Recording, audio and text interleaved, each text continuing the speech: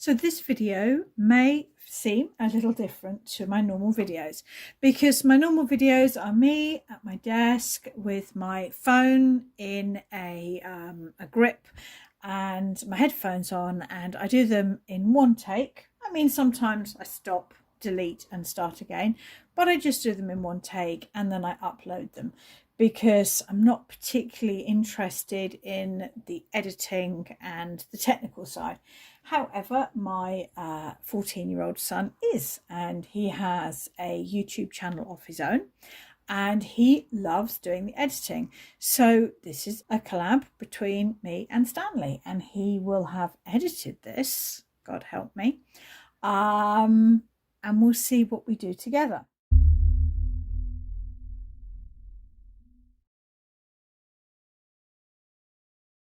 So this video is about my three favourite and my three least favourite cards. This isn't about the general cards where we're all happy to see the Ten of Cups and no one wants to see the Tower. This is my personal favourites and my personal least favourites, because, you know, there's also always some cards we gel with and some cards we don't. So I'm going to randomly turn over a pile. Okay, these are my three personal least favourites. Sorry, I'm sure there are some of you that really love these cards, and that's fine. My disliking of these cards says more about me than it does about the card or about you. And I really advise you to play around this way. Get out your deck, look through, make a pile. Make a pile of those you love, make a pile of those you hate, make a pile of those you don't get.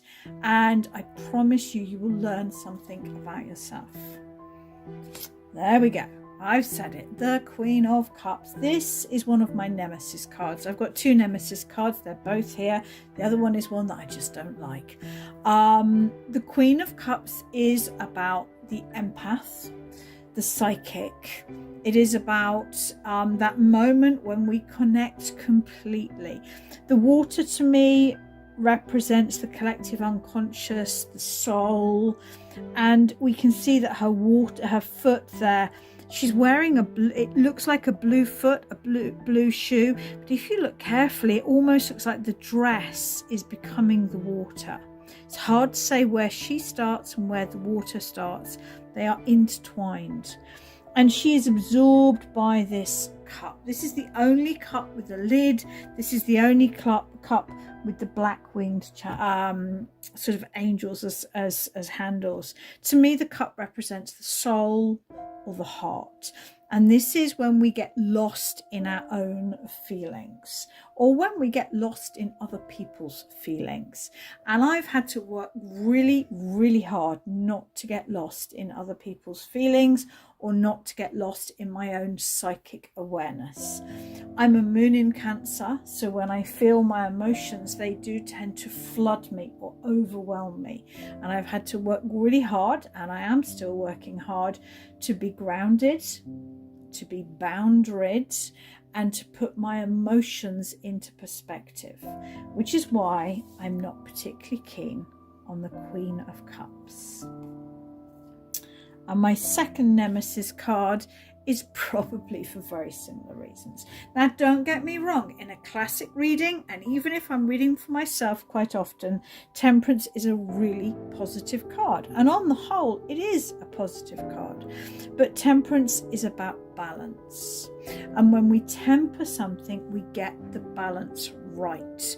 To temper the wine is to water the water down to get the balance right. To temper steel is to heat it and to bash it and to cool it to make the sword. But you have to get each of those stages in exactly the right balance. And if we have a look at this angel, we've got all the water images. We've got the water here. And we've got this idea of like 1 foot in the water and 1 foot on the earth, the balance, the water flowing. But then we've also got the fire with the red wings, the upright triangle, the sun glyph, the sun rising or setting.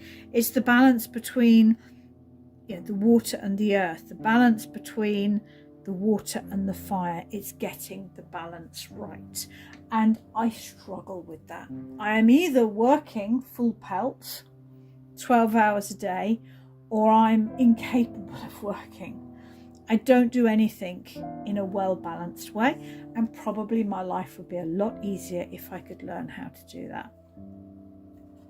And my last card, Ten of Pentacles. Now, don't get me wrong. If I have asked about a money question and I get the Ten of Pentacles, I'm excited too. Okay, if you have asked about money or finances, or if you've asked about something that needs to be, abundant or stable, then the Ten of Pentacles is a great card. But too many times I have now seen this represent a gilded cage. Someone who is trapped in a circumstance, either because they've become accustomed to the finances or because they don't have the finances to leave. The first time I really experienced this, I was reading for a client in the caravan. It was, many years ago now. And I was looking at this card, and it was the center card of the reading. I seem to remember it was the Knight of Pentacles and the King of Pentacles either side. It was a very pentacle reading. And I remember the idea came to me, and I'd never even considered this before. You are trapped by money. And I looked up at her, and she was like, yes. And basically, she came from an extremely wealthy family. And, she was used to that lifestyle for her own safety. She needed to be a part of the family lifestyle.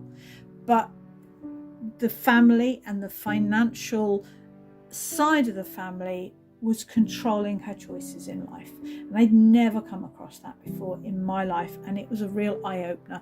And from that point forward, not in every reading, but I always check in. And then I see the Ten of Pentacles as a gilded cage. That for whatever reason, it's often a relationship, and I've done that myself. I've stayed in a relationship longer than I should have done because I wasn't sure how I would manage financially.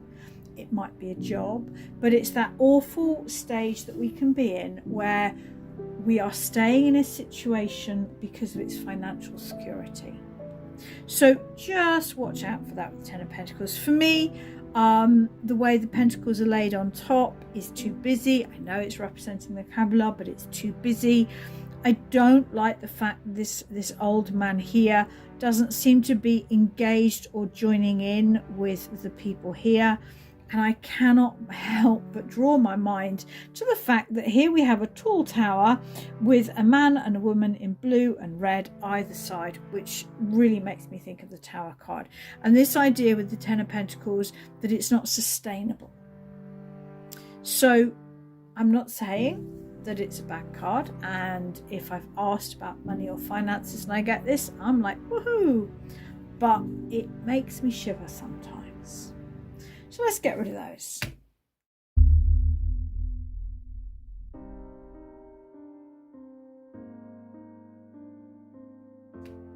My favourite cards. Let's have a look. Well, they're all minors. That's not true. There's one court. And two are from my favourite suit. When I teach tarot, one of the things I really teach people is to work out which suits are you or which suit are you. And, most of us are a blend of one or two. But usually there's one suit that we think, yeah, that's me. And that's me. I would say of all the cards that represent me in the entire tarot, the Page of Wands is me. I love this card. It's very youthful. I am quite young at heart, it has to be said. And the Page of Wands is totally captivated by this wand. And I tend to do that when I start something new. It tends to absorb me. It tends to, I want to do that and nothing else. I've got that sort of energy. And when I am absorbed in something, I love it and I'm enthusiastic about it. I think one of the things that makes me a good tarot reader is I'm never bored. Even if you're my 10th tarot client of the day, I am still excited to see what the next card is. Does it meet my expectations? Does it fit well? Is it surprising? I'm endlessly fascinated by tarot. And there are several things I'm endlessly fascinated by. Runes is another one. And so to me, that is the Page of Wands. I love that card. My second Wands card is the Seven of Wands. One of the little details that I just love about this card is the fact that he's wearing a boot and a shoe. Now we know from the time that the artist painted this card that she was working on the set design for the Taming of the Shrew, which I quite like Shakespeare, and I have seen the Taming of the Shrew at an open air theatre. So Mercutio turned up at the wedding to tame his arranged bride Kate by wearing mismatched apparel. And the problem for Mercutio is that Kate was not to be tamed. And Mercutio and Kate fell in love as well-matched individuals. So to me, the Seven of Wands is that idea of I'm just going to do things my way. I see him as having the higher ground here because he's confident in who he is. And to me, this stance here is a defensive stance. The minute he starts engaging with one, and I think of these as people waving wands at him, the minute he starts to engage with one wand, he's lost the argument. He has to just maintain his ground, be defensive and not get engaged.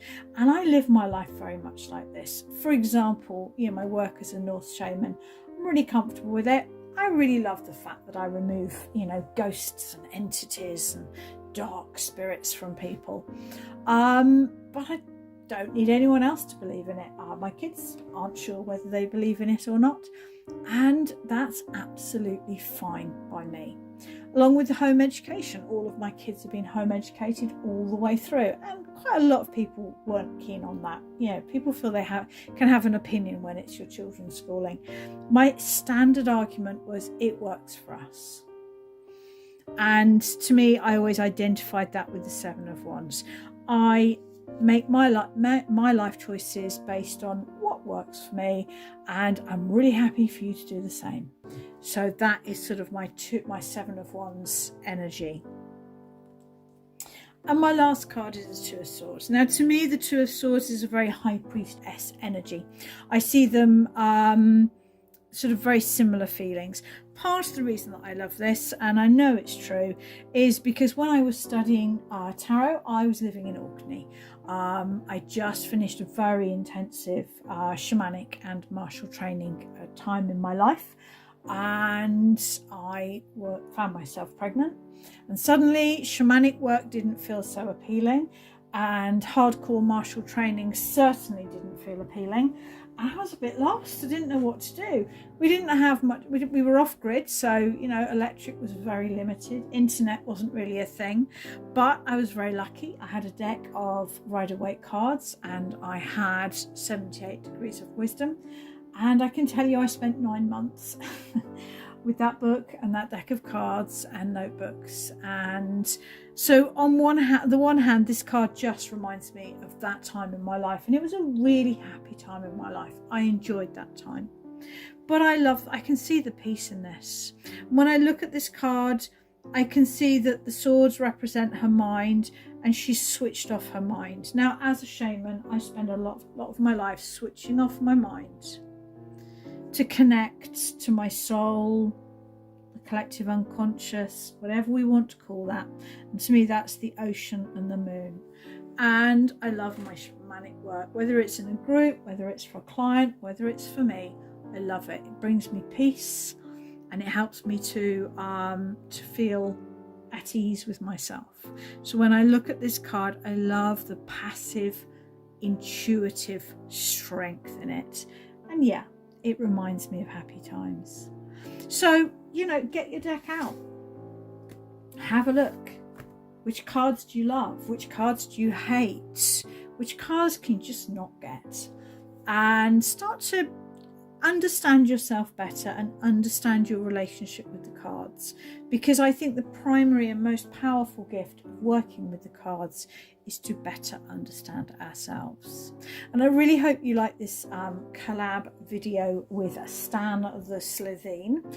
His YouTube channel is predominantly focused on Doctor Who, the 1990s video game Atmosphere, and the R.L. Stein books Goosebumps. I believe that's what it's predominantly about. Also his prop making and his cosplay work. So really excited to do a collaboration with my son Stanley.